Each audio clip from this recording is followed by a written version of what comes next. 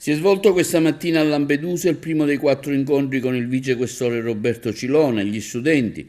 Sulla più grande delle isole Pelagie è prevista a breve la nascita di un commissariato di pubblica sicurezza e proprio il vicequestore Roberto Cilona sarà colui il quale lo dirigerà. Durante l'incontro di oggi gli studenti delle quarte e quinte di secondo grado dell'Istituto Superiore hanno seguito una lezione certamente molto particolare, dal momento che il dirigente della Polizia di Stato ha trattato il fenomeno mafioso. Non era mai accaduto prima nella storia delle Pelagie che una forza di polizia interagisse con studenti durante le 2 ore di lezione.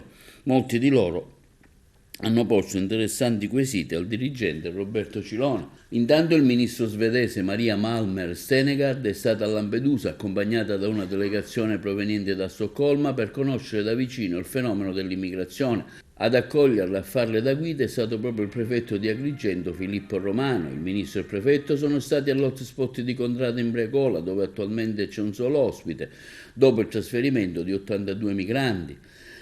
Maria Malmer Stenegaard ha incontrato anche il viceprefetto Carmen Cosentino, il responsabile della Croce Rossa Italiana che gestisce il centro, e il dirigente della polizia presente all'hotspot, il vicequestore Roberto Cilona. A illustrare le procedure di accoglienza è stato proprio il prefetto Filippo Romano.